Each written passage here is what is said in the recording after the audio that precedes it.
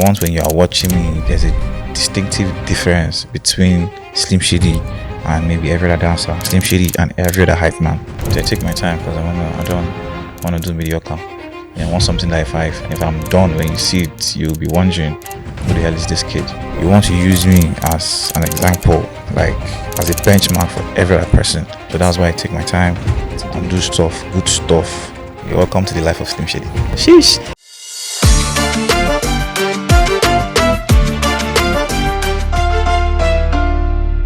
From setting stages on fire to keeping crowd on their feet, we have the hype king, the energy master, the life of every party, an international hype man with us in the studio today. I'm talking about the one and only SlymShady.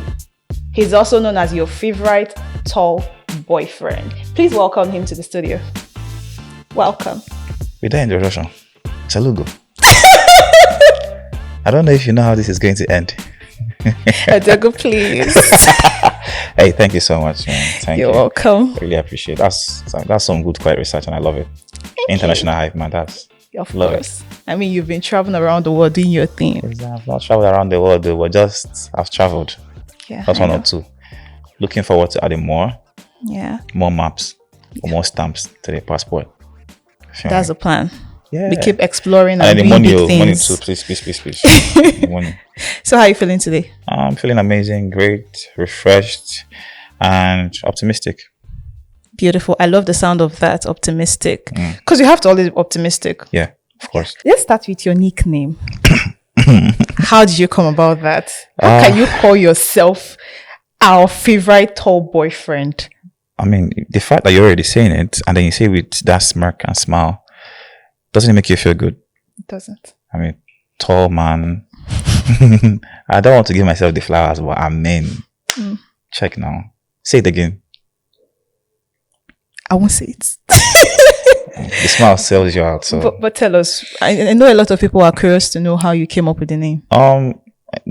Crazy as it sounds, I didn't give myself the name. It just came. It just happened. It was just something somebody said, and then I liked the sound of it because at the time, of course, being popular comes with a lot of, the female attention and female fans and everything. And, I possess some qualities that just give me extra hand, other than other people that are popular, to have the female ones around and shit like that.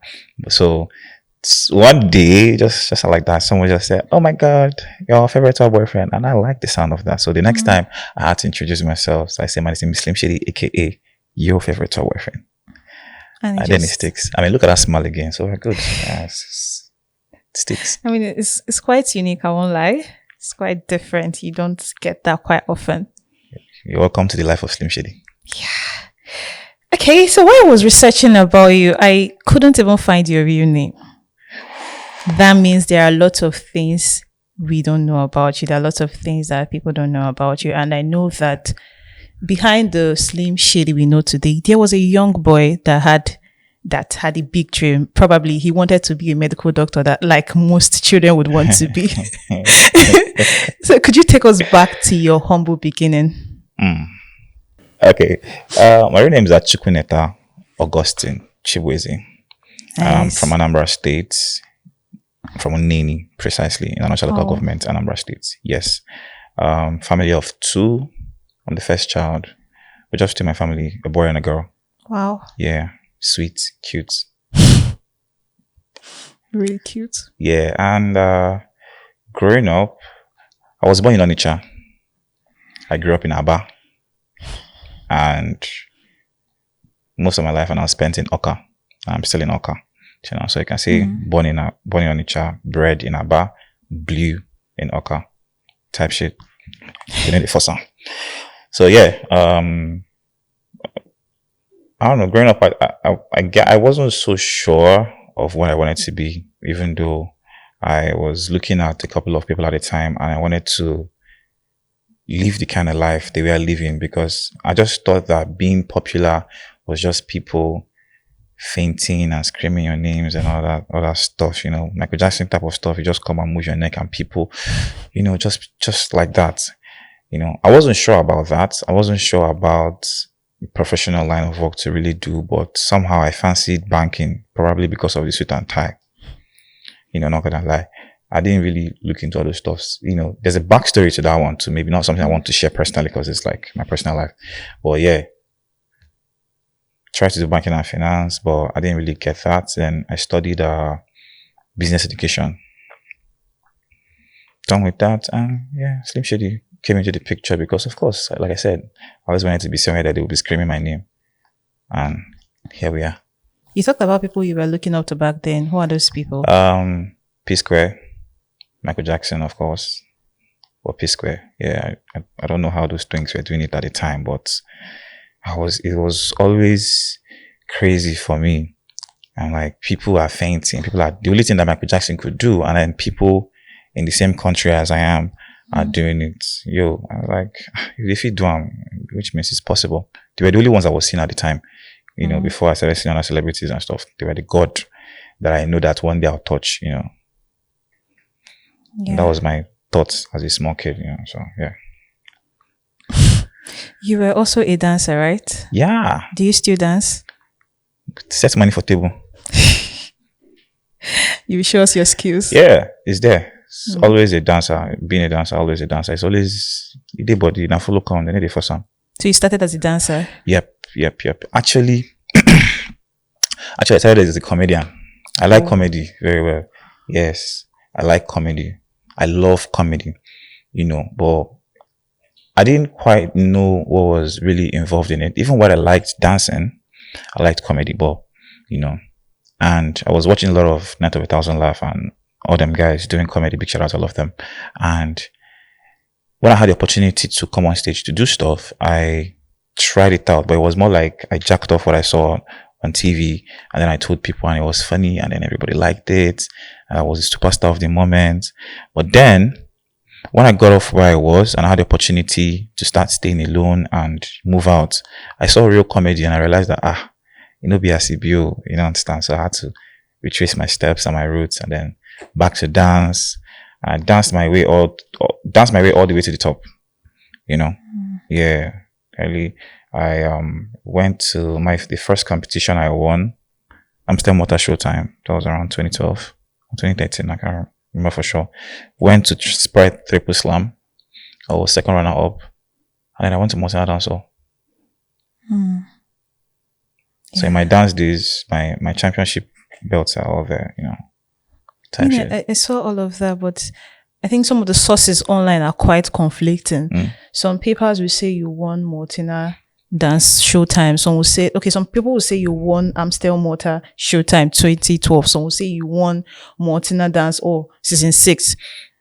There was no concrete information about what exactly you won. I was actually coming there for you to clarify that so that a lot of people can actually know exactly what was your early achievement. Mortina Dance Hall, just part of the finalists, top 10 finalists. Sprite Triple Slam, second runner up. Amstel Motor Showtime, winner. Champion. Now for you, I will clap now. Sharp. What did you win? I won money. I won vouchers to do shopping in Lagos, and then I had like a weekend getaway, a whole week getaway, which I didn't enjoy because I fell sick. So most of the time I was just inside. I couldn't take back on it, but then it was a good experience for me. It was my first time entering flights, and it felt good. I know the experience. Celebrity type shit. They know the first time. A lifestyle. So how did you jump into hyping? Was it straight from dancing, or was there other things you did? Most of these things I'm doing, not even gonna lie, it was more like I was discovered. Okay. I could like these things. I could have passion for it and just be just moving towards that direction for fun. It was somebody that actually saw me and just said, do you know you can actually do this? Do you understand? Who was that? His name is Spidey. Yeah, Spidey called me up one day. I'm like, so you say you go feel hype. I'm like, hype, okay. Crazy thing, I was a fan of Dotun already. I liked what he was doing. I didn't know what it was called, but I just liked what he was doing. The fact that he can control the crowd, the crowd and everything. I didn't go deep because it wasn't what I saw myself doing. Like, I already loved dance I was already seeing myself as an international dancer and stuff. Yeah. And someone else says, she say go for hype. I say hype. Okay. No, me, I'm too shy for that. Okay, that's another information that we'll talk about later. And then boom, they called me up one day. I just grabbed the mic and I did it. And made sense. a high profile DJ that I worked with that day gave me a compliment. I'm like, yo, you're badass at this. Where'd you be? I'm like, what? So I'm in Okahio, and that's DJ TTV. Yeah, he came from Abuja then. I'm like, I did hear. I was like, you're crazy. I'm like, okay. So I went on, did more research, worked on myself, and the rest is history, as you can see. You're also into music. I mean, one of your songs, Kinsley Focus, made waves on TikTok. Yeah. Sometime, I think 2021. Yes. A lot of people were using it for trend. It kept on going viral. And I was wondering, what was going through your mind when you composed that song? Again, like I said, these things just happen, right? I didn't plan for it. It was a mistake. Honestly, it was given to me on a platter, right? So I was at the wedding. So my job at the wedding was just to hype, while the couple dances, sometimes they just want you to hype their Shrebi, their entrance, and all of that, not just the after party. So this particular couple, crazy story. This is real life, I'm telling you. The wife is a dancer. Not professionally though, but the wife can dance and the husband can dance. So it was more like a face-off at the time, right? So in all of, how weddings are now, why the whole thing was going on, the guy was being distracted by his guys because they were trying to talk, and the wife was really killing it. So where I was trying to call the guy's attention. Now, another backstory, the guy's name is Kinsley. So instead of just doing A on the mic, I had to do it musically. So I said, A, Kidem, Kinsley, focus. Do you understand? So I started with Kinsley, focus. And then when he turned and caught the attention, that was when Kidem, Kinsley, focus. And then he started killing it. And then I went on that roof for a couple of times. And then it was caught on video. And I posted it. Posting it, I wasn't even really all that on TikTok at the time. I just had like 300 followers on TikTok. The main place I was focusing was Instagram and Twitter. Right. So I just posted on Instagram. I think I had like 1,000 views, and that was normal. And then I left it, posted on TikTok, and just left it there because what's my 300 followers going to do for me? A week later, I'm back. I wanted to post another video because I just go there, dump and leave. Come back and I'm seeing 20,000 views. I'm going crazy at this time. I'm like, I post what I want to post, go and come back. It's 30,000 views. And then somebody else says, oh, click this particular part. Suppose, let's see if people are using the sound. And I click there. There's like 15 videos of people already using the sound. Wow. So the more I go and come, the more I refresh. It keeps increasing. It got to 100,000 views. I had about 40 videos in there. And people are going crazy. People are sending me a DM. Oh, what's up? Send me the link to the sound. Do this, do that, 200,000 views, 500,000 views, 400 videos. So I stopped making a boss about it and just go and record. By then, the couple were really going crazy because they kept on going viral and people kept on sending them their videos and people using the sound and all of that. So I record. Crazy thing. The groom is an artist too. Interesting. So I record my parts and send to him. He records the verse. So I just take the chorus, he takes the verse, and then boom, put it on distribution channels, and the rest is history. And then that was when the song took full course. Such an interesting story. I wasn't expecting something like this. It sounds crazy most times when I get to tell people that really you. Crazy, and it's just from the more the story opens up, the more it gets crazier because you're like, for real, really. And yeah, just like that, boom, it's everywhere. Everybody's playing Kingsley Focus everywhere I go. People don't even know I'm the one that own it. I can bet a lot of people don't know. Because I know I heard that song back then when it was trending, but I didn't know who sang it. I don't think I even bothered to know. But when I was now researching, I saw your name. I saw Kingsley Focus. I was trying to recall. I've heard this song somewhere. Are you trying to tell me it's the same person? So I was actually like glad, when you've heard something and then you discover the person and Yeah. you're surprised that this person was actually the mind behind it. I mean, it's a beautiful one. Yeah, so I also had Cola Boy do a verse for it. I also had J Wales do a verse for it. Who else did a verse for me? Yeah, and a couple of other guys too. Pete did a verse for me. Who was the Kennedy did a verse too. Just different versions, and then just put all of them out there. But it was a real bang, and I made money from it too. That was when I knew that there's money in music. Cool. Hey, there's money. Just drop your stuff. People are listening, and then Yeah. was after a couple of months, just brought out the first $1,000. I'm like, for real? Everything that comes out of our mouth, I gotta record and put out there.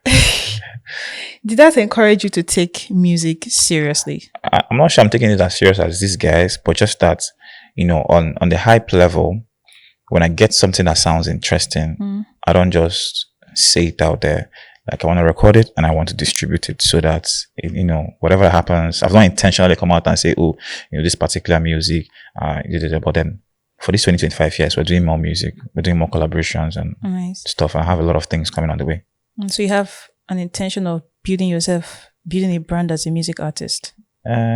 Yes, something like that. I don't know if I want it to sound the way you're saying it, but something like that. How do you want it to sound? They know they force sound, just lifestyle. You don't force it. Right. SlymShady Invasion. Whew. The Unboxed Party. How did it all begin? How did it start? SlymShady Invasion, I was as far back as 2012. Yeah, that was like the first time I had my invasion. And it all came from a place of wanting a platform to show myself, to sell myself. Because when I started dancing at that time, like I just wanted to be everywhere. Like I said, I wanted to be so global. And I didn't care. I just wanted to be seen. I wanted to be heard. So it wasn't about the money for me at the time, right? So I just wanted to be on platforms. But it was really difficult to get on these platforms. Yeah. Like even when you want to perform for free. Do you understand? So I need people to understand that you just got to keep working and bring value until people want you on their platform. Sometimes it's something for something, They can't take everybody at the same time, And at the time I was working so hard. So I had an incident that happened one time that made me say, make I go do my own. I didn't even have the money or anything, but I worked so hard for somebody because I felt like that was the way I could use to buy the person's heart to, perform at their event, help them do publicity, help them paste posters, banners. You could imagine staying awake all night to paste posters from people I use in Enugu, because I don't really know Enugu so well like that. But, starting from the beginning of New Heaven to the end of New Heaven. Wow. And then moving into Independence Layout and Presidential to your leg all through the night, doing stuff like that. Doing the roadshow for the person, dancing your head out, just, you know how roadshow is and shit like that now. Yeah. And then the day of the performance, you're there literally, you just want to show yourself and they keep delaying. And then personally within myself, I know that there's a time it's going to reach. I won't get this opportunity anymore because the big dogs are already performing and stuff like that. Kept on disturbing, and the guy finally breaks and I says, okay, give me your CD. So I give them my CD. They break it and hand it back to me. I died and came back to life on the spot. And I took that time to come and reflect and say, man, I can't keep doing this like this. So there and then, SlymShady Invasion was born. I incorporated it with my birthday because as at then, like I was already being liked by a lot of people. But, so I was like, how do I get at these people, at a particular place? So I'm like, okay, my birthday is going to be my show. So SlymShady Invasion. And then for a first show, I had like mad turnout. And then from there was no stopping me until this point. How long has it been? This one is going to be the sixth one. Wow. That's a huge one. So you've been doing this for 6 years? No. So I do it every 2 years or every 3 years. Oh. Yeah. I take my time because I don't want to do mediocre. Yeah, I want something that if I'm done, when you see it, you'll be wondering, who the hell is this kid? Do you understand? So I just want to put up lights and stage and stuff now. I want my content to be lit. Mm-hmm. I want when you are watching me, there's a distinctive difference between SlymShady and maybe every other dancer, SlymShady and every other hype man. You want to use me as an example, like as a benchmark for every other person. You want to be like me. Okay. So that's why I take my time and do stuff, good real stuff. I want to do stuff the way, we all these artists. I just take their role, like, how do they do? I'm okay. So these are pattern, arrange, put out my stuff. So yeah. Were there people that told you that it wasn't going to work out? Of course. We're alpha. Our market. We are here. How did you deal with that? Results, man. Work, get your results. They're going to see it. Yeah.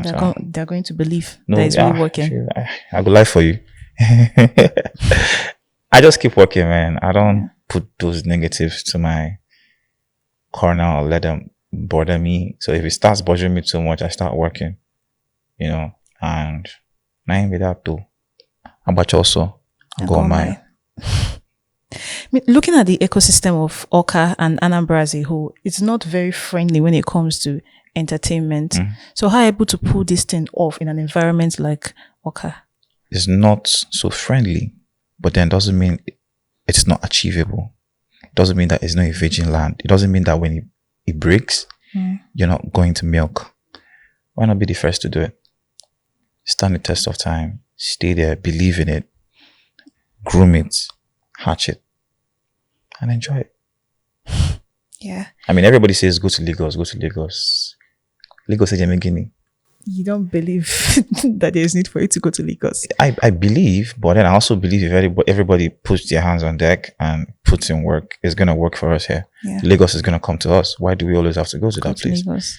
Well, I strongly believe from here, you can do whatever you want to do globally. I'm a living example. As well. I'm a living example. I didn't have to go to Lagos and I got a booking in Tanzania. I got a booking in Ghana. Why not you? During one of your videos for your upcoming events, it was as if you had a lot to say to the governor of Anambra State. Do you think that the government of Anambra State, or maybe the Nigerian government as a whole, that they are doing something that is affecting the work you do and the entertainment space as a whole? I feel like they can do better. Not even asking for too much, but just do better in terms of security. This is not just for my states. This is for Southeast generally. Do you understand? That's the biggest handicap we had in the industry, in business, not just entertainment, generally in the past 4 years. Security. If that wasn't there, like it's like that took everything everybody's been doing back to square one. Everybody.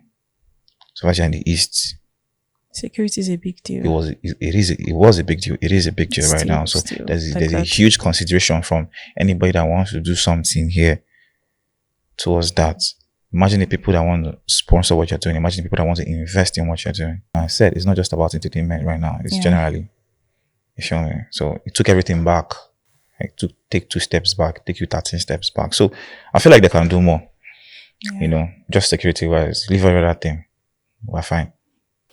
Okay, so you don't have like a personal vendetta? No, I don't have with the governor. Personal. I want him to come. I want him to look our side too. Yeah, I like him to look towards this side and say that, we'll have youths, we'll have something in this town, in this city, in these states that can export. Yeah. Do you understand? So just look our side now. Come outside. Let let's see you. Create, be accessible. You feel He's me? not. I don't feel like it is. I don't feel like it's a bit rigid. Like he has his own system that works for him, but this is 2025.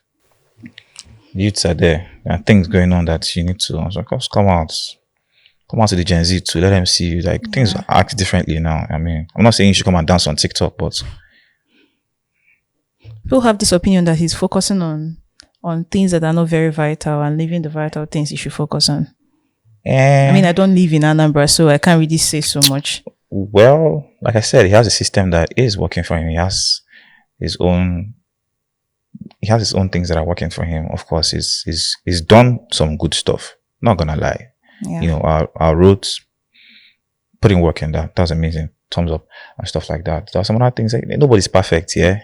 I'm not trying to hide him out or anything, because nobody's going to beat me. But he has the good parts. There's the bad parts too. But all I'm saying is just give chance to people to be able to assess, or at least show that you're listening to what these people have to say, stuff like that. That's my own. Just that. And if you have time, come out. If you also have time, come. Let's make content and promote my stuff for me. If you can even tweet it, Seth. I'm trying to make an appointment with him to, just like he was governor here now. I want to be now. I'm not even here. I can even say I want an appointment with him. Fiam, I've gone. I've snapped picture. He has posted. My governor. Kill. Another that kind of person. Another banger.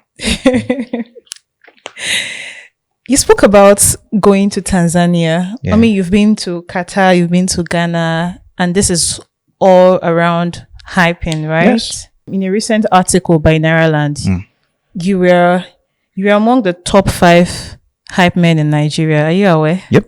Oh, nice. So what do you think have brought you far in your career? Just being different. I don't want to be like everybody else. I want to, like I said, I want to be used as a benchmark that you can actually do this thing like this and just be so, big shout out to the OGs that kicked it off and stop people maintaining the culture, people pushing the culture. Well, I just strive to be different. Do you understand? I strive to bring value to the craft, not just do some random shit. Like, core value. And see that, yes, if I'm going into this thing, this is how it's supposed to be. Do you understand? If this person feed do him, I feed do him. I just have to do this, put in the work hard. Not just doing it because you do like this or that. It's a whole industry right now. Like, yes, it's a whole, and there's a lot of money in the industry to be made. You just have to know how to put value to it.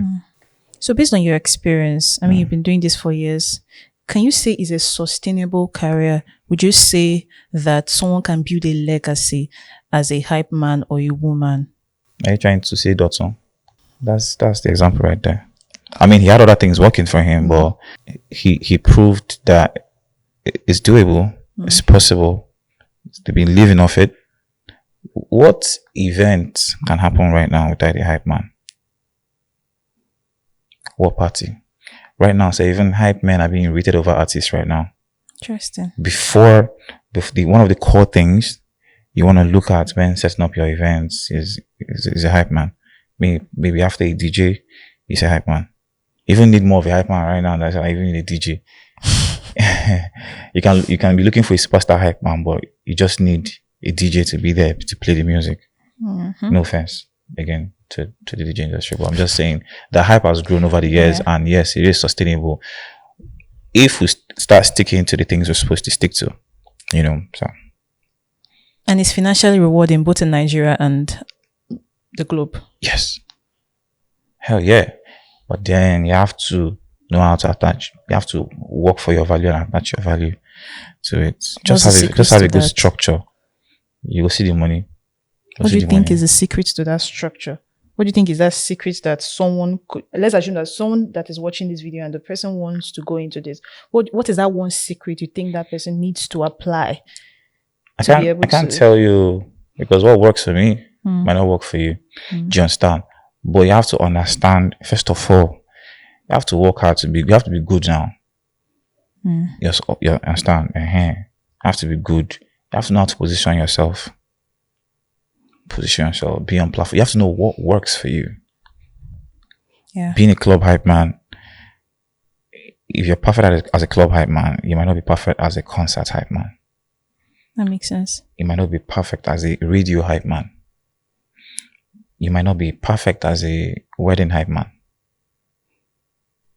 It goes on and on. So first of all, it's like a genre. It's not been noted yet, but like it's a genre that we're not talking about it yet. You know, but like it's a genre. Know the one we stay for a year like this now, and then from there, position yourself in that area. Don't go and put yourself in a place like, you know, you see some hype men because they're in a club saying if you don't get bomb, you don't get this, you know, and then you want to bring that to a wedding that is not an after party, just an entrance where you have parents, kids, and all that. You can't be saying all that stuff now. Yeah. So you have to know that there is this for here and there is this for here. Reading the room too, you know, there's a lot. So feed yourself first with the knowledge, position yourself, be on platforms, know what works for you, and then you can now start taking from 10k, 20k, 30k, build like that. Up. So what is the next thing for SlymShady? What should we be expecting from you moving forward? What should the world, because you are an international hype man. So now we're not talking Nigeria, we're not talking Africa. What should the world expect from you going forward? Man, let's shut down the stadium first together. That's where all my energy is. Okay. Do you understand? That's where my energy is. Like, it's about to change the face of things for me. It's about to change the face of things for Unbox Party. It's about to change the face of things for the hype industry. Because I'm going to be the first hype man ever in the whole world. In the whole wide world. Do research on it. No hype man has ever done something like that. Headlined the stadium before. Without any artist though. That's big. Yeah. 20,000 capacity stadium. Wow. That's a huge one. God, I beg, I know they make mouth, but just help me, you understand? It's the confidence. We have to speak into it. Speak into life, and it will come to pass. Amen. Yeah, so Amen. I love your confidence, and I believe it's one of your driving force. Yes. So yes. It's a beautiful I don't just back down. I put in the work 100% and just make sure I see it work. I don't believe in impossible. Yeah. Because I mean, heaven helps those who help themselves. Inshallah. Yeah. Before we go, talking about the music industry, we see a lot of collaboration. People are working together to make good music, to make banger. They come together and make this music. They earn, they share the money and all of those things. Do we have those kind of collaboration in the hype industry? Yeah. In any industry, there's collaboration over competition. If you don't know that yet, yeah, you're the problem. Yeah, you don't know what you're holding yourself back from. Do you understand? It's just like even in event industries, there are collaborations. Just like SlymShady Invasion and Unbox Party. Okay, it's a collaboration. Okay. Do you understand? So now this opens the border for more collaboration. So if an act doesn't have a community and they want to do something like that, of course we're open to collaborations. For the hype industry, yeah, collaborations go on. I think I know one or two, either by sharing the stage together or making a sound together. Yes. Okay. Do you think there is more to do for the industry to grow higher when it comes to collaboration? Yeah. Just open up your mind. Just open up your mind. When two different people or different brands come together, what you create is always different from when it's just coming from your own end. Do you understand? At the end of the day, what matters is keep servicing the audience. Do you understand? Yeah. You learn more. You are exposed to more. And if your audience keeps getting stuff, they keep coming back. They're not going to leave you. True. So I was actually supposed to let you go, but then before that, I mean, since we've been talking, I've been feeling this kind of calm energy. You know, you've been so calm compared to what I see on social media. You are just jumping up and down and all of that. So are you like, is this the real you, or is what we see on social media the real you? What is it exactly? Try. Well, just like I said, there's real life and there's social media, right? Both of them are me. Okay. It's just this is the real me. Like I said earlier, like I highlighted earlier, like I'm a very shy person. Do you understand? Even sometimes when I have to perform, like so all the time when I'm about to perform, I do like a board meeting in my head, you know, saying, "I say you can do it, go slim, kind of like Affirmation. type shit." Yeah, you know, I'm there, sweating, shaking. Even before I got on the seat, I was just glad I had that pep talk outside. You know, if not, I think I would have sunk more into the seats than all of that. So I'm actually always calm. But then when I'm out there, I mean, you cannot give this calm spirit as a hype man now. Come on. Actually. I now come out and tell you, put your hands up. Oh, this one, are you serious? Like, I really joke to you. We don't really send you for you. Can you do what you are paid to do? You know, like, so yeah, man. But grateful to God still that I could be able to, live that and still live my life. Normal life. Yeah. I can really relate to that. So it is what it is. That's that, and this. The foursome. My lifestyle. I feel calm. So thank you so very much for joining us today. I hope you enjoyed the conversation. Yes, it was amazing. It was emotional for me too, but then, yeah. Aww. I love that. I mean, the essence of this conversation is for us to know you more, for you to share your story. Because when people don't know the story behind you, they may not understand the depth of the work you've put into what you're doing. Of course. So it's really nice for them to hear it and for them to appreciate you more. So thank you once again, and we hope to see more of you. All right, signing out with SlymShady, our favorite tall boyfriend. I hope you had fun, and I hope you could take one or two things from this conversation. Like he said, it's a lifestyle. We need the foursome, so don't force anything. If you know that thing you have, always bring it out, always nurture it, and be the best of who you are at every point in your life. And don't forget, I'm your favorite host, Ifnaya Ibeneme, but you can call me Unique Ifo. Please subscribe to our YouTube channel, like, share, comment, and follow us on all our social media platforms, on Instagram at CrispTv+, on TikTok at CrispTv channel, on Facebook at CrispTv channel. And of course, I'll see you next time. Don't go anywhere, and we love you.